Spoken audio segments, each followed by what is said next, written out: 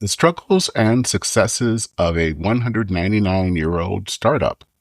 That's coming up.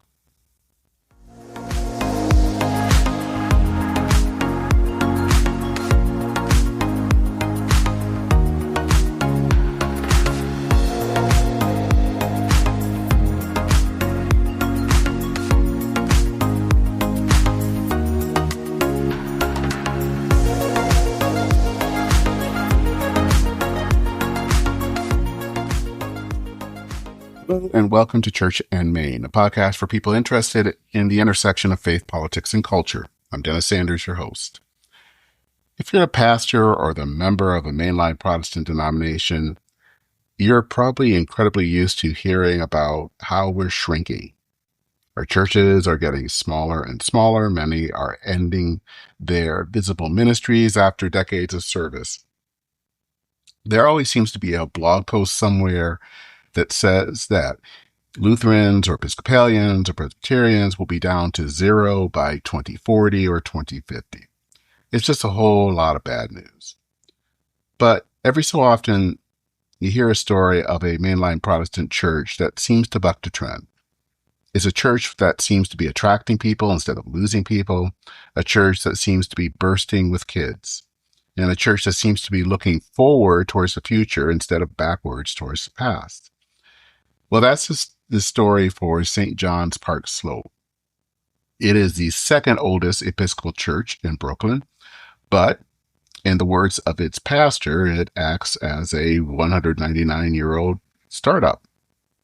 An article in the church magazine, The Living Church, from 2024 talks about all the changes that are taking place in the congregation. And they interviewed a number of people connected to the congregation, including today's guest, Ben DeHart, who is the rector or pastor of the congregation. So in this episode, we're going to talk about what's going on at St. John's Park Slope. Ben will talk about everything that's happening, all the good things, all the struggles. And I'm hoping that it will offer a bit of inspiration, not necessarily here are the steps you should do, but hopefully some inspiration for those of us who are leading similar congregations. So, without further ado, please join me in this conversation with Ben DeHart.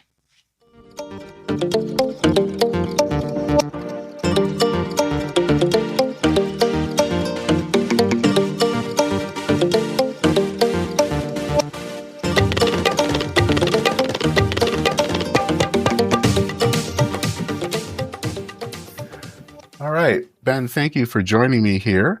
I wanted to start off by just asking you a few questions about your background, your faith journey. Where did you grow up? How did you enter into the church? And kind of go from there. Yeah, so I grew up in New Jersey, loved it there, have a Jewish mother, Roman Catholic father. My dad is he's not even a C&E Catholic, if you know what that means. Christmas and Easter, he's a Christmas Catholic. I don't think he has any problem with the resurrection, but for some reason we would only go to midnight mass every Christmas. Now, that doesn't mean he didn't have a deep faith of his own, but I'll let that stand. My mother, through a Jewish family, she kind of did have an experience with the Jesus movement in the late 60s, early 70s, but, as many of your listeners probably know, it's when you're Jewish, even if it's very much just secular and cultural, it's very hard to take anything else on, nor would I want her to shed that. So my mom also kind of was a person of faith, a spiritual person, but it was really friends. I lived in a townhome community. They had this, evangelical church, a great vacation Bible school. I went, fell in love with it. And like a good VBS, right? You're having lots of fun as a kid. And then there's somebody who talks about Jesus. And I was sold. I was all in and went to this kind of evangelical church. I think it is officially a denomination, Christian Missionary Alliance. Oh, yeah. And they formed devotion to Christ in me. And I'm, forever indebted to them. I mean, I know we say a lot about uppercase evangelicals these days, but sometimes I feel like we focus on that so much to avoid our own problems and live into our denials. But yeah, I mean, like I would not be where I am now without them. And it really wasn't until college. I was a history major, ancient history guy, and kind of wondered about like, well, what about like the 1700 years beforehand? And there was this incredible Episcopal church plant with a great preacher, great pastor. I thought every Episcopal church really cared about preaching. And it was there that I really, the preacher there, the priest there said, I think you should think about the ministry and that you would be, I think he was nervous. He said, be a killer priest. And I told him no. And 8 months later, I said he bewitched me. And, here we are 15 years later. Wow. And so you are now at St. John's in Brooklyn. Mm-hmm. Tell me a little bit about how you got to St. John's. And yeah. So I was in Manhattan for 10 years at a church in Gramercy, which I still love, and helped out a friend of mine in Birmingham, Alabama, for a little over a year, and that was wonderful as well. Very much a different culture, but hey, 3-4 months in, I was kind of like wondering, am I staying in Alabama forever? But this opportunity came up in Brooklyn. Again, I'm from New Jersey, closer to home. And I had heard about this church before, but when I first heard about it, I was like, that's way too hard a job. I'm not doing that. It's one of these restarts, of which we have many in the mainline world. This time, I think I was a little bit more ready. And the kind of interim priest was someone I knew, and I knew they were doing really good work. So I came in, and my first, Sundays, there were like 35 people there. I definitely was like, oh my gosh, what have I done? But yeah, I mean, and I love this area. I love Brooklyn. So here we are, a little over 2 years later, and it's been stressful, but a lot of fun. Mm-hmm. And how would you describe the Park Slope area of Brooklyn? Yeah, so Park Slope is a brownstone neighborhood. Mm-hmm. Now, with the big migration waves from the islands, this was a Caribbean church until probably the 80s, even early 90s. And we still have probably 35% of our parishioners are either from the Caribbean or African American. And I love that. It's like there's a natural built-in diversity that's not like, you know what I mean? Sometimes we, in like kind of white mainline churches, we talk about it so much, but we don't have it at all. Or it's like a little bit forced. The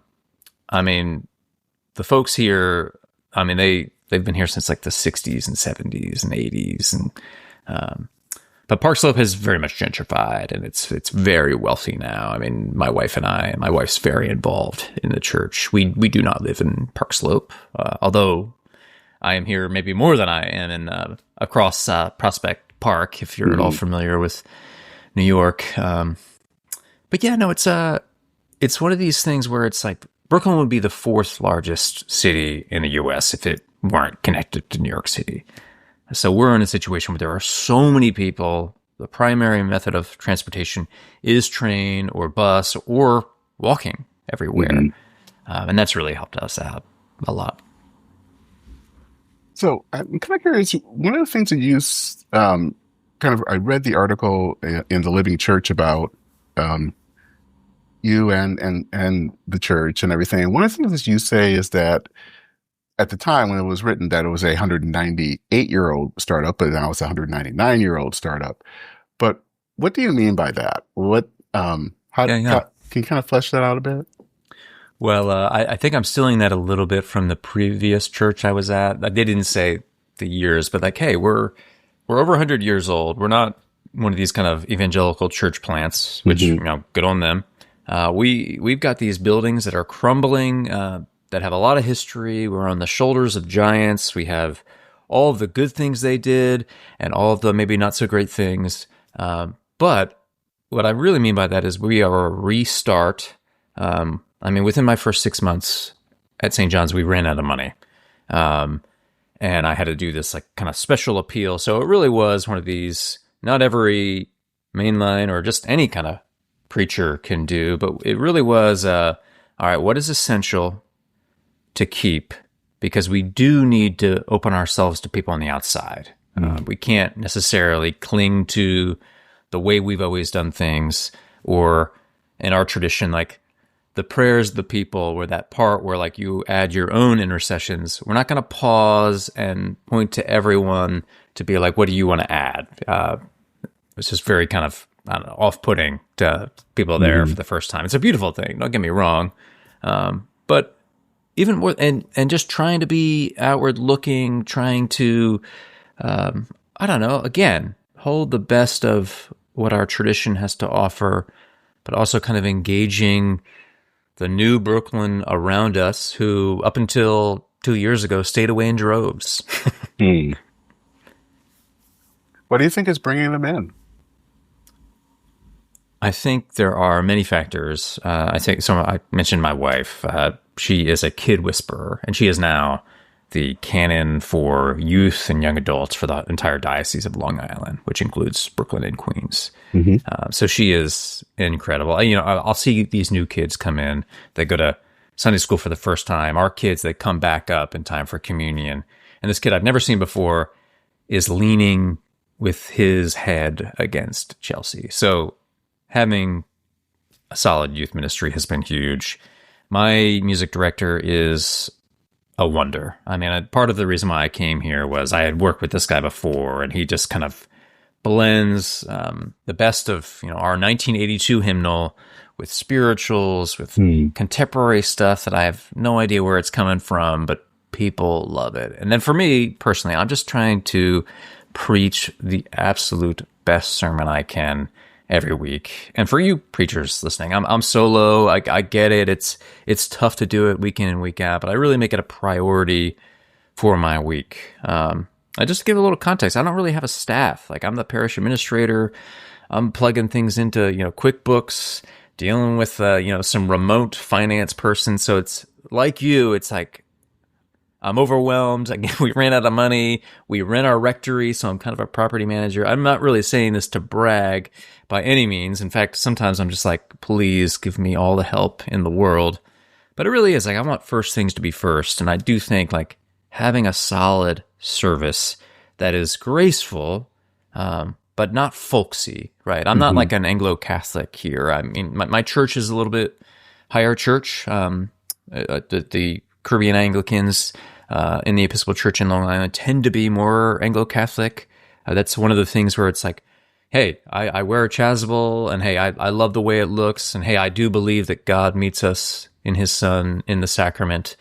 So we've kind of moved toward each other. And I think it's just the advantage I have over people in the burbs is that we probably get 4 or 5 newcomers every Sunday, just by virtue of being in this massive city with people on top of each other. And so for me, it's been a little bit less like going out, getting our name out there. Although I do, take our website and our social media pretty seriously. It's been more of, how do I get the people who walk through these doors stuck here? And those 3 things are a big part of it, but also having places to plug people in. So we've started this, we call it the adultish group, because it's like 20s and 30s, but also for like me in my early 40s. Like we want to have places to put people. We have this kind of theology on tap, which we call public theology, which any age can go to. We have a retiree group, which has turned into more than a retiree group that meets after our Wednesday services, because like, single parents might go to that.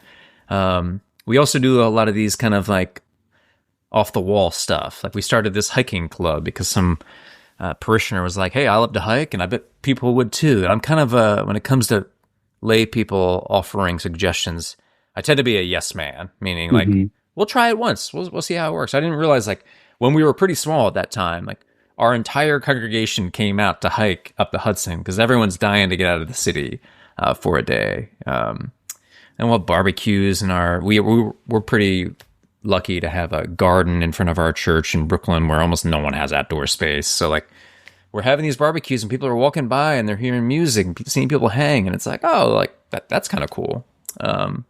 So a bunch of this stuff. We go on a lot of outings together.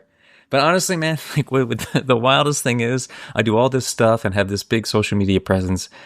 And 9 times out of 10, when I ask people, how'd you find our church? They're like, oh, Google Maps. Google. It's like, okay. So you never know. Doesn't mean all that stuff is null and void, but and I think it's a big part of getting the people who walk through our doors stuck there. But the Holy Spirit is going to do what the Holy Spirit does. Mm-hmm. I agree. So you kind of hinted on this earlier. We talked about this before we started the recording. How important is preaching, especially in the light of a restart? Mm-hmm. Sometimes preaching can mean so many different things to so many different people. And I think, at least personally to me, the essence of good preaching really matters to a church, no matter what its size, just because it means something to people. And I think pairing that with social media can also have an advantage and reach to people. I think that's been a way that people have heard about the congregation that I pastor. Awesome. So how important is really solid preaching been to you in kind of the development of this community? Well, I think you're near a Lutheran seminary, and I think the mm-hmm. Lutherans still tend to value preaching more. But I'm talking to any Episcopalian listening, or any mainliner, or maybe even Roman Catholic who might be listening, who might be tempted to be like, well, we've got the Mass, or we've got the Eucharist. Is the homily all that important? Or maybe it's just because you've heard so much bad preaching. You're just like, is it even really all that necessary? If there's one thing I want to say, it is that it is most necessary. I hope this doesn't sound like I'm into myself. I don't think I'm the best preacher of all time. I think that Fleming Rutledge, the Beyonce of Anglicanism, is the mm-hmm. best preacher of all time. And her fingerprints are all over my brain. But I when I first got there, this church was not used to really. The homilies were pretty much an afterthought. And that's no slam on the people who came before me, whatever. That's how they were trained. And it was like a pretty cold congregation. Now, the people were lovely, but it's like during the sermon, there was no kind of interaction. You know what I mean? And so at first I kind of was like overcompensating because I was used to kind of like these like, maybe a little bit less than in the Black church where you get kind of that like verbal reinforcement, but getting that kind of like, people moving towards you. There's an energy in the room. And between my first Sunday at St. John's and now, that has completely changed. And I think it really all has to do with the fact that I have essentially told them, I'm going to put my heart and soul into this. You can agree with it. You can disagree with it. Talk to me after. Ideally not that Sunday because I'm fragile. Talk to me on Monday if you disagree with it. But I think that, we are a congregation. It's Brooklyn. It's on one level what you think it is, but also people are much more complicated than, this is a blue city or, whatever. Mm-hmm.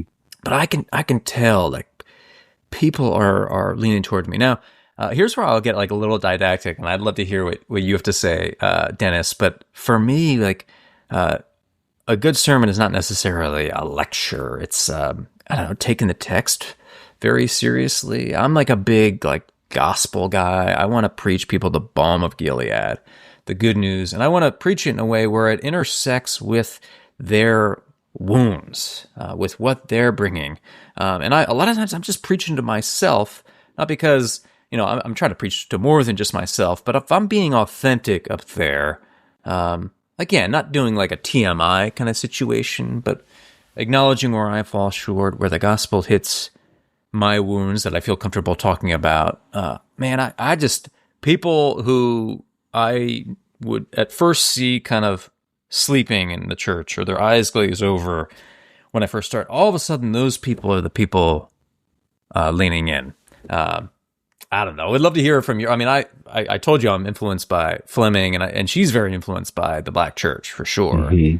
And just turns of phrases like the Lord who makes a way out of no way that I think Andrew Young coined. It's just like, man, like this makes even mainliners start to question their belief that Jesus isn't actually alive. Hmm. And I think that's like been part of our DNA, that we serve the God who makes a way out of no way, and that this isn't really about us, but it's about coming into church to see what God is up to.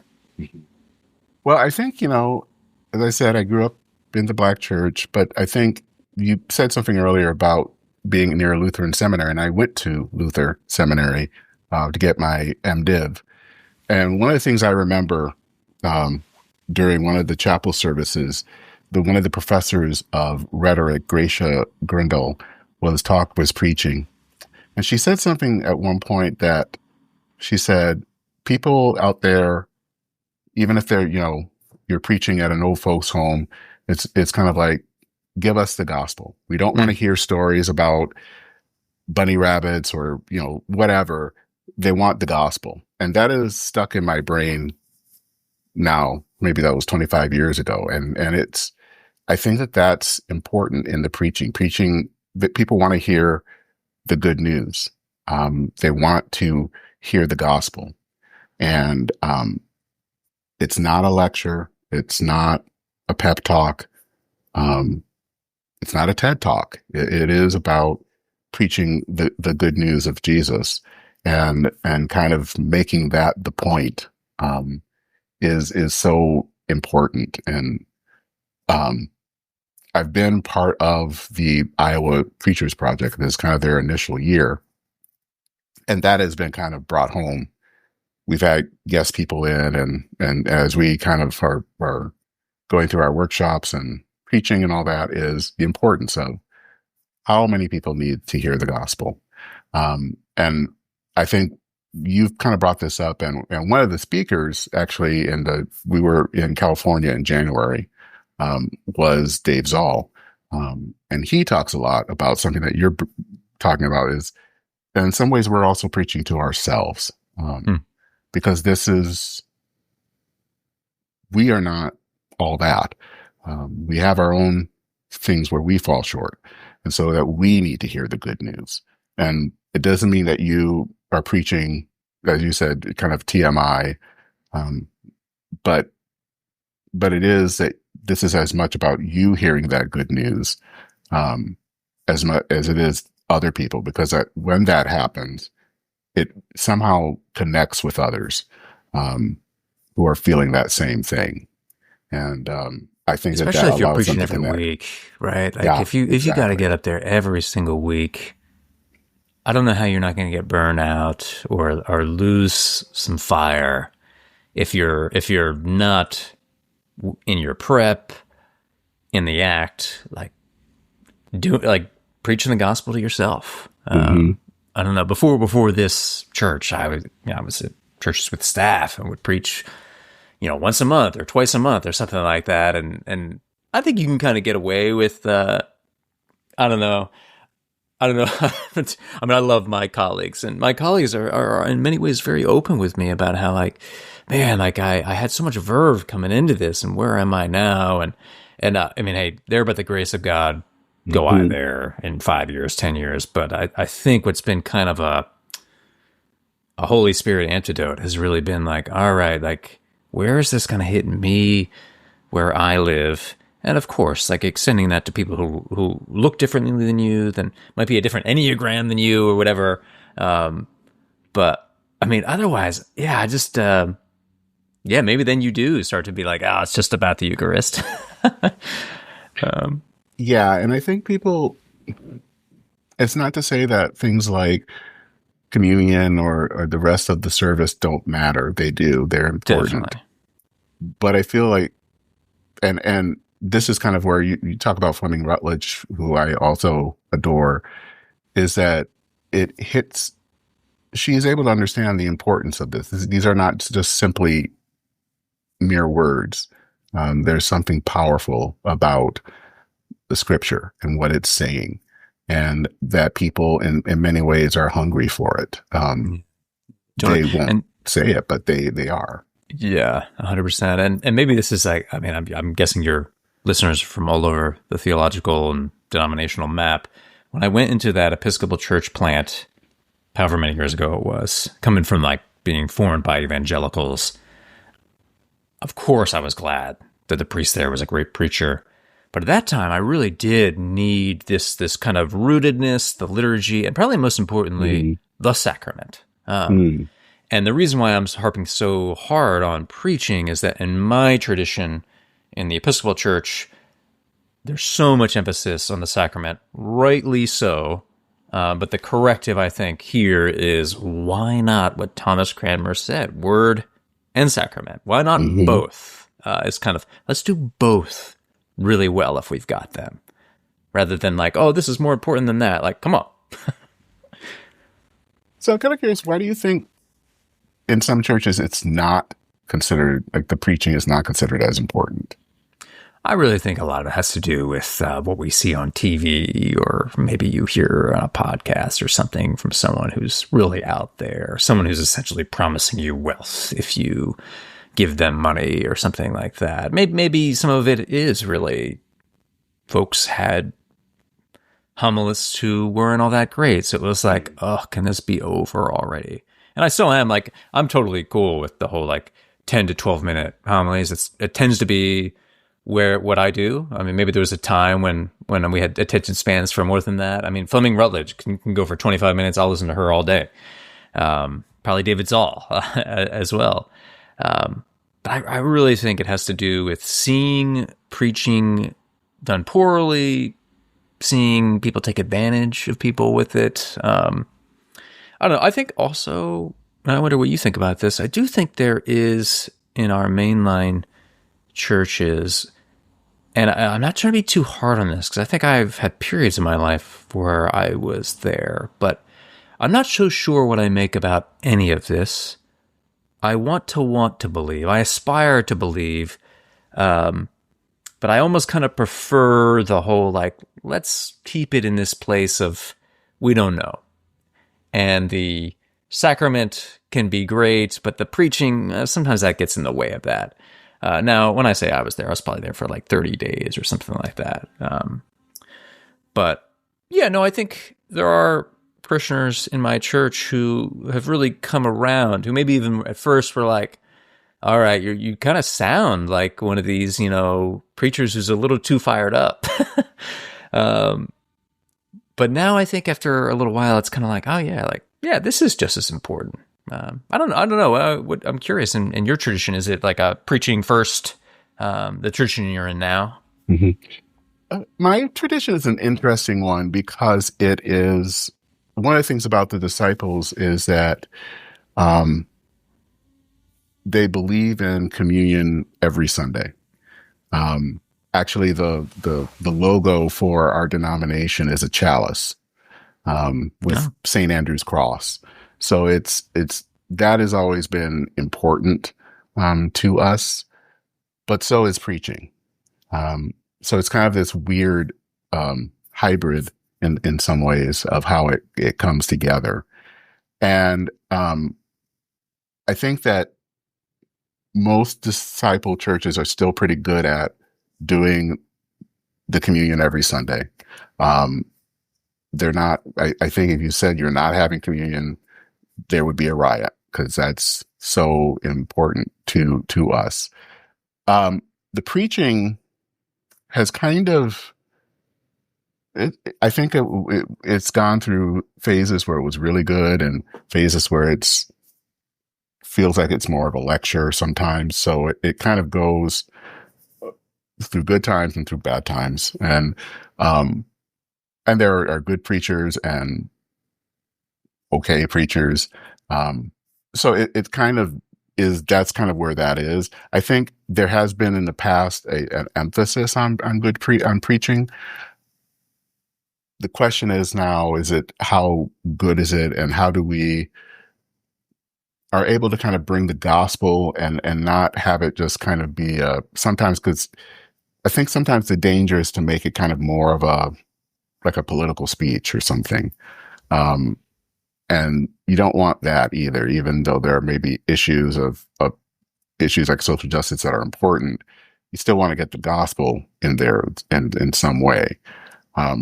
So I think that has been kind of a struggle for us, I would say, within the last 10, 20 years. Yeah, no, and I would say echo that. I know, first, I want to do say that there is a great history of wonderful Episcopal Anglican preaching, Hmm. but that's not your first thought if No, you're it's in a not. different denomination or even ours. And I think we can reclaim that. And that doesn't mean, I think, like, I don't want to intimidate people. Like, maybe I led with, right, I'm not the best preacher. We Hmm. already know who is, at least in my tradition. Um, but I think there are things like, and hey, sign up for what Dennis is doing, the Iowa preaching project, or just for me, I think what really helped me was I'm probably a cross between, like, probably found a little bit of my own voice 5 years ago, but for a long time it really was like I was trying to almost imitate Fleming Rutledge, was trying to imitate the priest who I came into the Episcopal Church loving. And then I think for a little while there was like a cross imitation between, I guess, what they were both good at. So I don't think it needs to be like, well, I already know I'm not the best preacher of all time. I'm just going to ignore this. I do think like there are a handful of great preachers out there, Hmm. but our people, the bar is so low. And if you can, talk about the text, if you can really hit the gospel, if you can hit people where they're at. I mean, I'm a fan of the illustrations. I'm not as good at the illustrations as Dave Zoll or some of these people. So I steal from those guys. And kind of what you said, I liked it. If your illustration feels like, well, I just need one, but it's like a flower kind of thing that you're like, well, like, I don't know, it's not really compelling. Well, then just don't do it. But I probably have too many thoughts on preaching, but only because I think it really is so valuable, even one that is not gonna be published somewhere. Hmm. Kind of leading into that is I've noticed your use of social media, um, and how you use, sermons that you've preached or are going to preach, um, and kind of sharing that on Facebook. And I know that you also have a pretty good following on Instagram. And I'm kind of curious how has that helped the congregation? What are some of the strategies you're kind of thinking about when you do things? And the reason I ask all that is because I was kind of maybe 20 years ago when Facebook was coming out, one of those people that were kind of promoting it. And um, obviously, social media has its downsides. And I think maybe in the last 10 years or so, that seems to be the only thing that we can talk about now is that it's all bad. But I think you're still someone that can use it to some good. And I'm kind of curious, how how have you done that? And not to say here are the 10 secrets that you can do, but what has worked for you? Yeah, no, great question. I think I was kind of pretty down on it until about a year or two before the pandemic, mostly because, sometimes it's just popular to hate. Hmm. And yes, of course, it's gotten out of control. I think it's really can be poisonous for some people. I mean, like, Hmm. whether you're on the right or left or whatever you want to call yourself, like the propensity to dunk on other people and Christians, like, and that's not to say we can't call people out for, what they're doing that's wrong or this or that. But the dunking is just, I read it and it's like that, that tablet that tastes good, but it's actually poisonous for you. And so I do think that we could, take a step back. But what I'm really trying to do with it is get the word out there about St. John's Park Slope. Mm. I've got this 199-year-old building that we ran out of money when I first got there. I was able to renovate and rent the rectory that I'll never live in, but it's okay because Park Slope, listen to these numbers. One apartment goes for $10,000 a month and the other goes for $12,000 a month. So that has really helped our church. Now, granted, everything costs more in New York City. So it's not like we're in the clear because of that.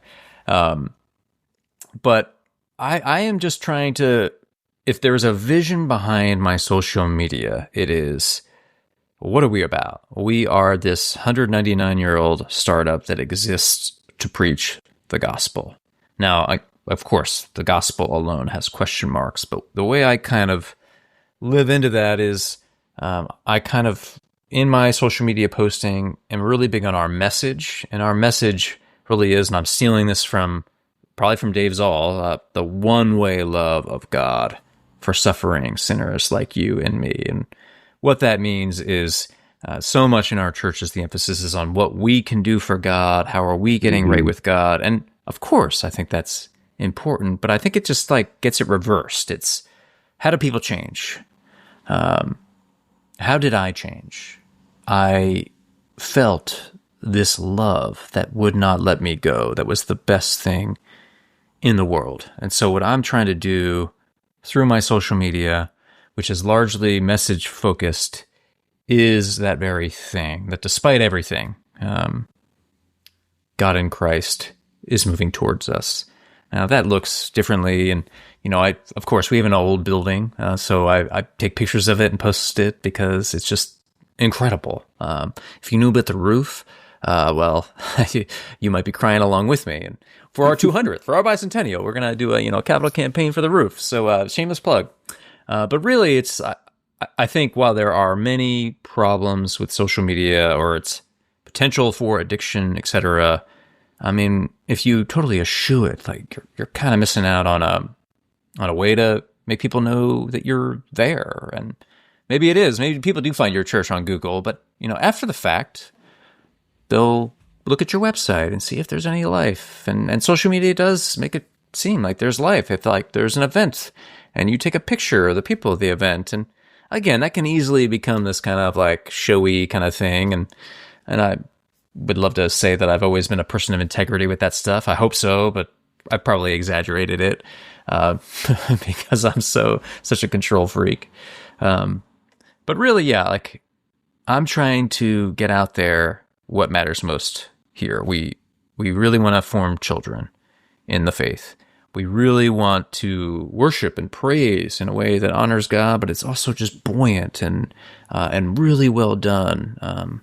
I want, and I'm not the only one doing our Christian ed too. It's I want it to be something that is more than like in my tradition. Sometimes when we have saints' days, and some people do this really well, so I don't want to knock on it, but sometimes it's like you read from the lesser feast and fast bio of that saint, and that's the homily. And I don't know about you, but for me, I'm just like, I totally get why people are like, forget the homily altogether. It's like, I can get that easily on Wikipedia or whatever. I was going to say that it's like, did you just read a Wikipedia entry? Yeah. And again, I'm not trying to be too hard on clergy. I mean, for those of you who aren't clergy, I know we all love to joke that we have one day a week where we work. But for those of us who are, trying to keep 199-year-old churches alive, or your church, right? It's, oh my gosh, these buildings, the fundraising, the sheep whom I love, who think I only work on a Sunday. It's a lot. It's a lot of kind of emotional labor.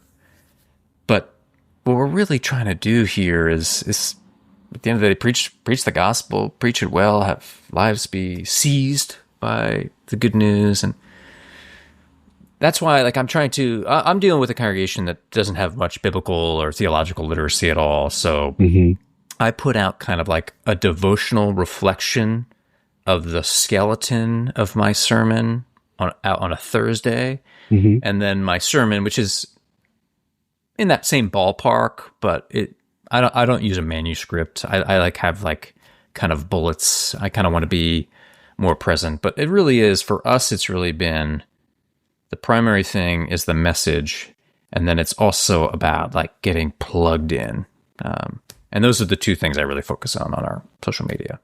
Do I do it well? I mean, because I've got all this other stuff going on, it's like always a little bit last minute. I feel like because I've been doing it for a long time, I can kind of do it okay. But you as a communications guy, you probably could crush what I'm doing or tell me everything of how I could improve. I think you're actually doing it pretty well. I mean, that I love I've it. seen your skeleton of sermons, and I think those are really helpful, and can be helpful for people to kind of see where you're going, or even if they are looking for a church, that's a way of understanding. Hmm. Oh, okay, and maybe I want to hear more. So yeah, I think that those things are really, really good.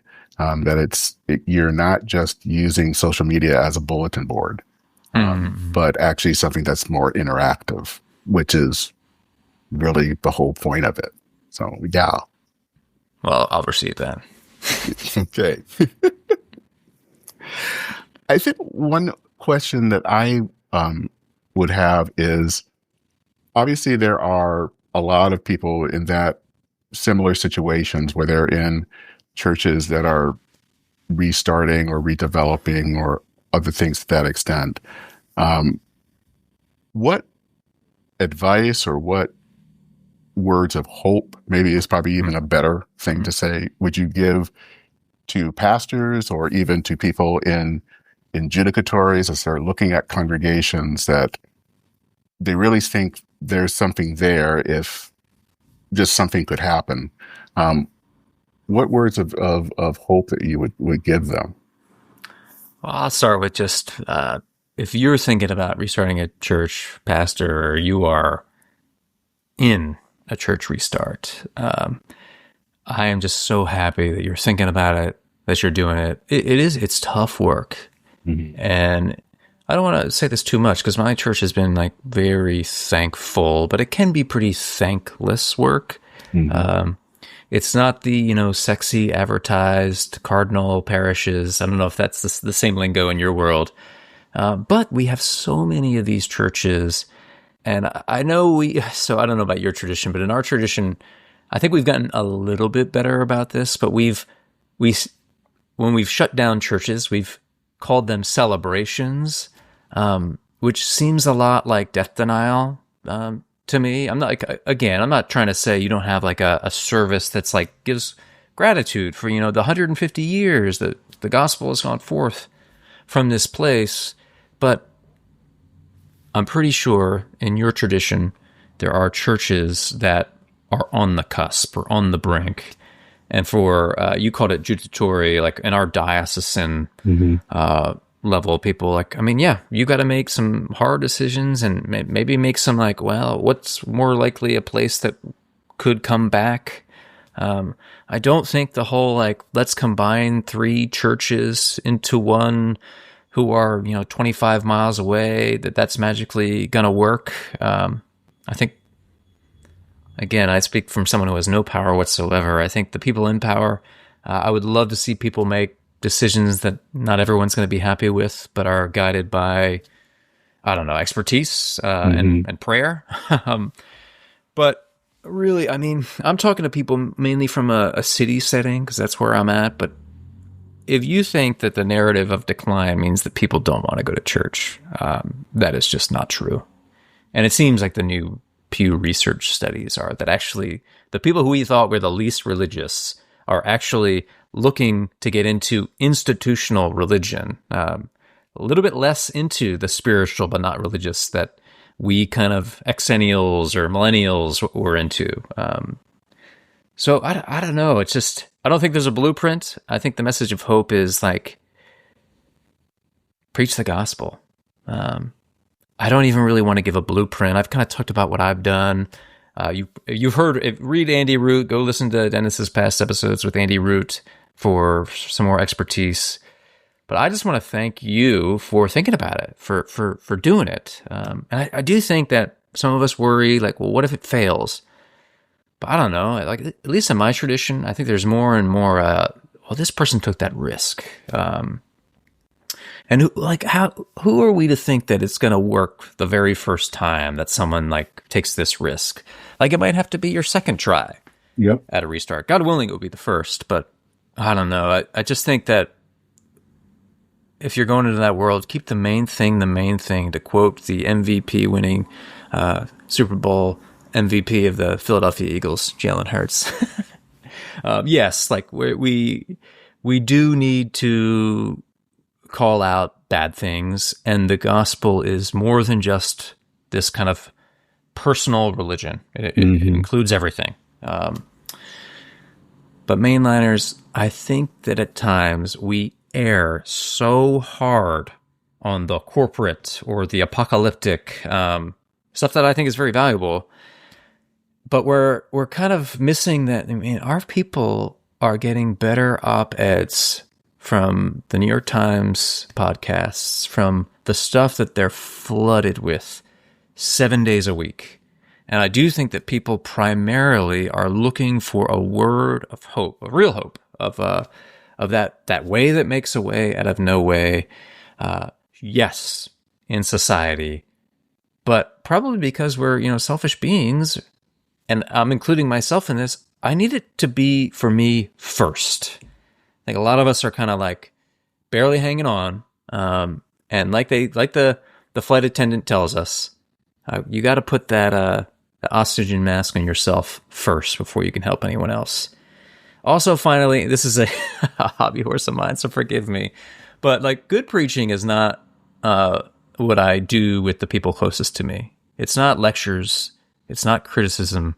It's not unsolicited advice. When I get that, what do? I run in the exact opposite direction. What has seized me in the past is the balm of Gilead that's too good to be true and yet is. And I really do think that is what births goodness, and not the guilt trips, not the... And I'm not just talking about your fundamentalist church that maybe you grew up in. I'm talking about us. We do it in a different way. So forgive me, folks, but that's my hobby horse. No, I totally get that. And, I think people are looking for something that will kind of help them, or they need a word of hope that's important. And I think sometimes, especially in mainline churches, we forget that, or we're so afraid of talking about a personalized religion that we kind of skip over that, but don't realize that, as you said earlier, it's both. It's kind of like that commercial with the little girl that says, "Why not both?" It is both. And so, people need that sense of knowing that they're loved by God. And we also need to talk about some of the ills in our society, but it's both. And so I kind of always wanted to hope and see a kind of a balanced gospel. Because I think sometimes we lean towards one or the other, and sometimes it's not leaning. Sometimes it's just we're just way over here, and not seeing the other side. And I think the other thing that is important that I've learned and that you kind of picked up on is, and why I kind of changed the word from advice to hope, is that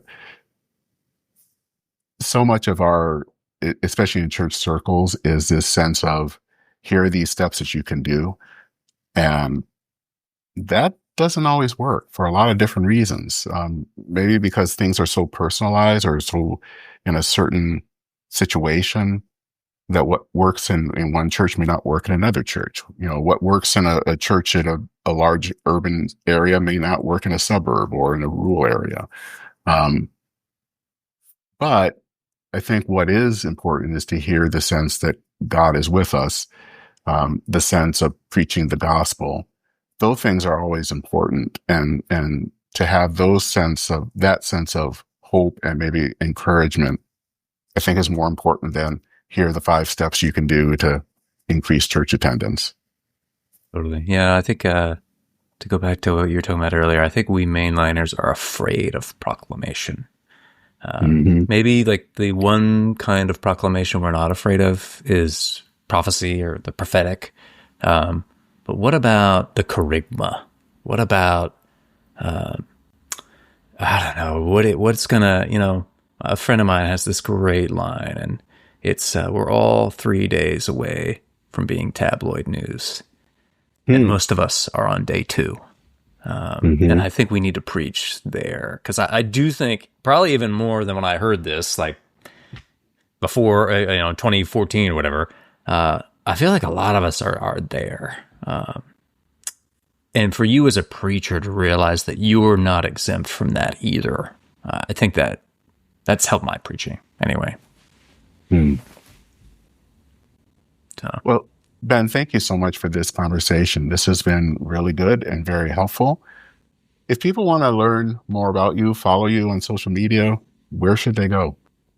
So I'm on Instagram. I'm Rev Benz because there was a time when I really wanted a Mercedes Benz. I've given up on that. And then I also have a Substack, where I write the kind of devotionals before the Sunday, and that's it's under Notes from DeHart. But dude, thank you so much for having me on this. Thank you for what you're doing. Really appreciate it. And thank you. All right.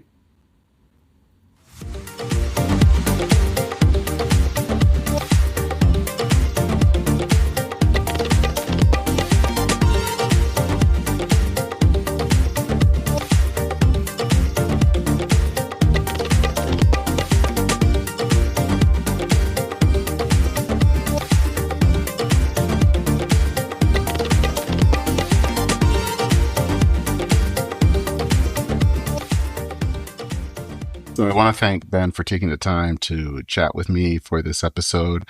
And I'm curious about your thoughts. Are there ideas that you have when it comes to revitalizing a congregation?